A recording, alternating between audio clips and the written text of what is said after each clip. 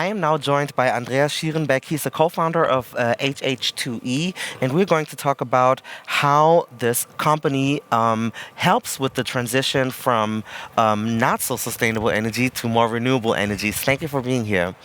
Thank you for having me, actually. First of all, could you explain to us why you co-founded this company and what the philosophy is behind HH2E?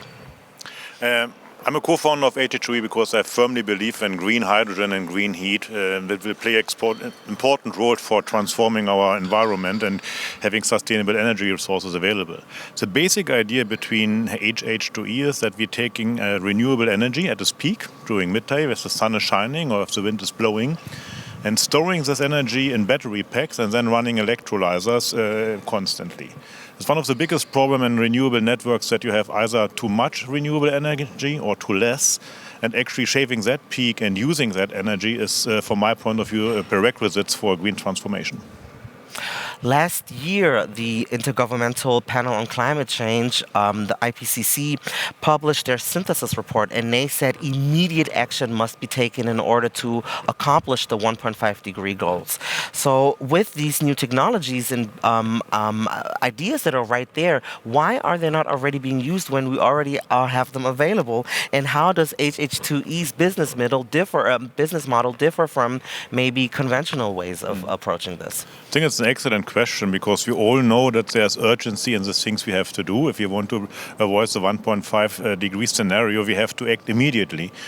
The good thing is we have all the technology, as you rightly commented, so we know what we have to do. So why does it take so long? And actually there are some prerequisites which are necessary to start a new economy and to kickstart that.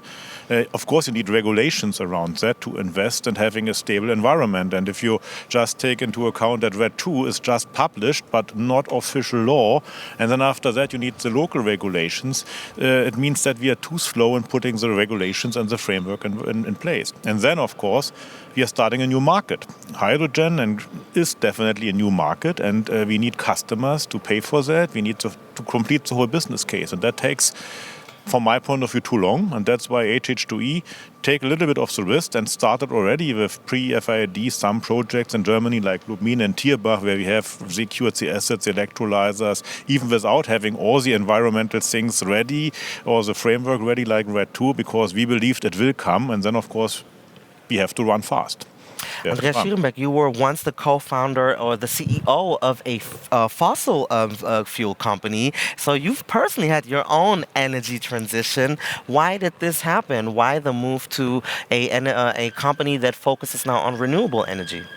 Actually, as I was running this big, very carbon-heavy industry, it was clear that the decarbonization is coming and it needed to be done. And as we formulated our strategy there, decarbonization was a big part of that. How are you getting out of lignite, out of hard coal, and how to decarbonize, was the whole portfolio chain. And green hydrogen is the ultimate solution for that. As we started that at this time, I thought it will take a little bit longer, so I completely underestimated the speed, which is actually there, even if we just discussed it should be faster. And I bet heavily on hydrogen. And as I decided to change my assignments, I think it was just naturally and logically that I joined and co-founded HH2E, because they are focusing only on green hydrogen, only on green heat, without all the other transformational issues. And those who have not made the change to our fossil fuel company, what is their role in the energy transition? I think they play a big role, and a double role actually. They know that they have to decarbonize their product portfolio, and it's a big cultural change for them, for the people who are working there, who've done 20, 30 years, things which they are proud of. And to tell them now you have to go away from that, that's not easy. So they know and they accept that they have to decarbonize their portfolio. On the other hand, you're just making a lot of money with that at the moment. And this is a kind of big contradiction. You should invest money into something new, which is small, which is green, sustainable, but it's not making the big business impact. And on the other hand, you have an environment where you have high oil prices, high gas prices, energy scarcity. So to manage that contradiction is a huge challenge, and I only hope that they're taking the right decision to invest into sustainable transformation. As your final words, what would you say are crucial points or misconceptions or important things that people need to know when it comes to the energy transition, and also people who want to found and want to be entrepreneurs in this world? I think the first part of the question is relatively easy. I think we know what we have to do and we have the right framework. And to do that transition, we have everything there what needs to be done. We just have to do it. That's coming maybe to the entrepreneurial side. To start a company now is probably the right time. But of course, starting a business is always a risk. So you have to look a little bit at timing, at the conditions. There's enough space for all of that. And the other thing from my point of view, it's good if we are setting ourselves targets. We're coming from a climate change, we know what we have to do. Setting the targets to decarbonize the economy is definitely the right approach, but we should give technology the openness and not already define as well which technology is good and which is not good and where should hydrogen go and not go.